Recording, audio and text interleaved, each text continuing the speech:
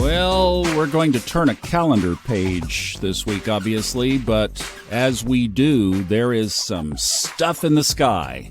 Hi, everybody. Thomas Miller on the Fun Astrology Podcast. If you have been feeling like one of our participants in our Facebook group, the Subconscious Mind Mastery and Fun Astrology Podcast Listeners group on Facebook, we'd love to have you join. Just answer the 4 questions because it is a private group for our listeners to ask questions like was asked yesterday. Basically, she said, I'm trying to move forward, but I keep getting knocked down.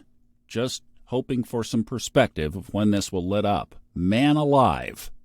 Well, I'll tell you, my podcast partner, Robert Glasscock, got knocked down this past week. Email fraud, and it got him. You'll have to watch over there and see if he wants to tell that story, we can, and if not, he'll just keep it to himself. He's fine, but it was, well, as he said, he is as stressed out right now as he's ever been. And that's just putting all the pieces back together, the many pieces that were exposed during that vulnerability. Another friend I know well lost her mom after losing her dad. Just a short time ago, they basically went together. I think of that picture that we've put on our Facebook group, too, of the grieving family on Earth, but the celebration going on the other side.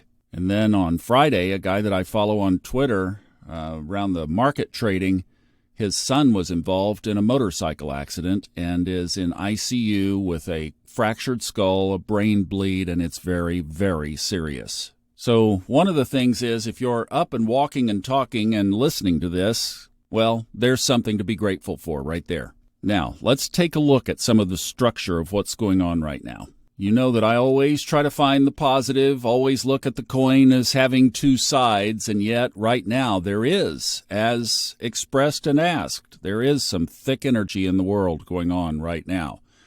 So, for one thing, Mars, for the whole weekend, was sitting at 29 degrees. That's a critical degree anyway, and it was leaving Virgo and entering the sign of its detriment, Libra. Why is it in detriment in Libra? Well, it's because it rules Aries, and Libra is the opposite sign.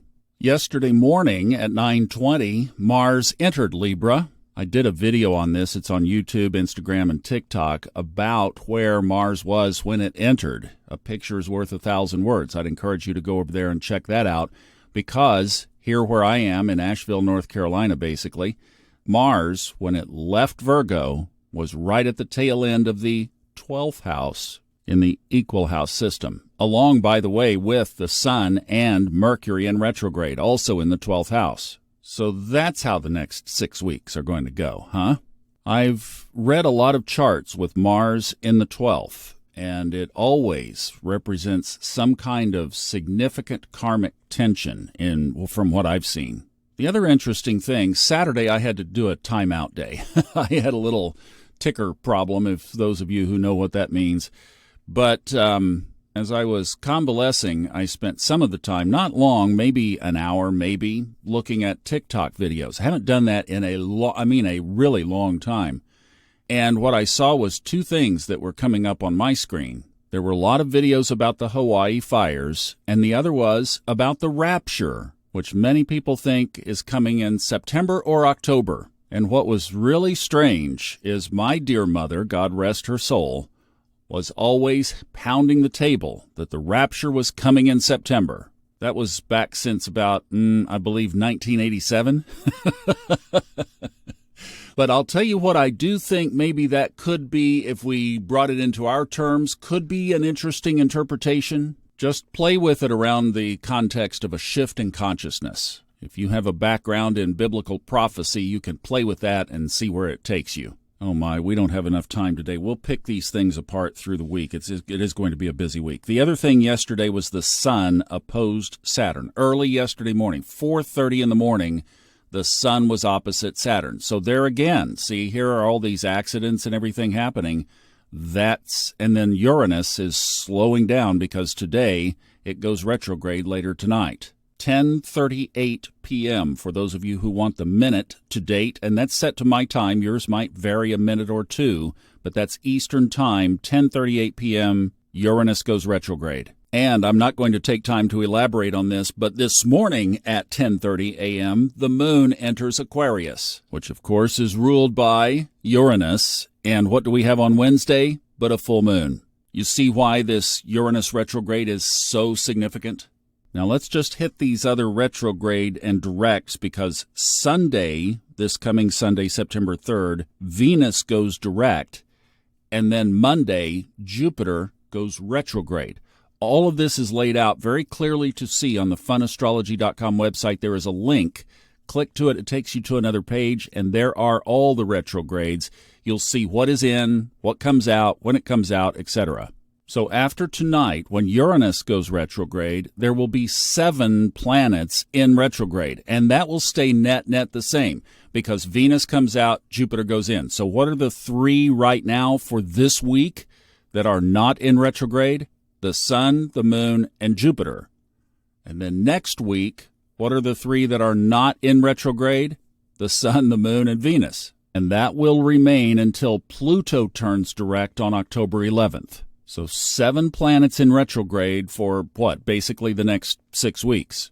Energetically, that's like trying to push up a rope.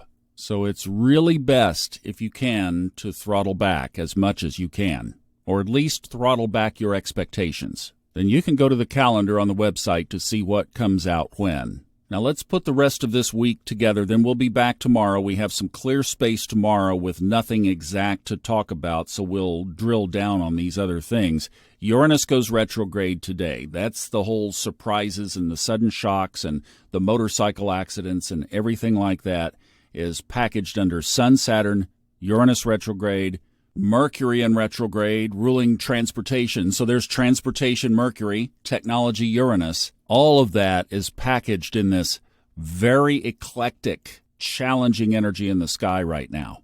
Then we mentioned Wednesday, the full moon in Pisces. Remember, Pisces can represent spirituality, certainly ruled by Neptune, but it can also represent psychosis. And right now I know that a lot of people feel like they're on the dancing edge of that very thin line. Then as we turn the calendar page and begin September, the moon enters Aries, the sign of power, the sign of progress, the sign of initiation, and also the sign of anger, aggression, and even war.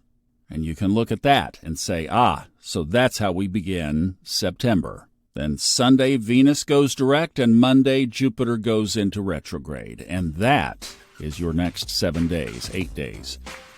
All right, we'll come back tomorrow and we'll start to pick each one of these things apart more. If you have any questions, leave them for me on the speak pipe up at the top of the funastrology.com website. Happy to roll those into these upcoming episodes. Thank you guys so much. Hang in there. We will get through this together. Sending you loads of love and encouragement and support. See you tomorrow.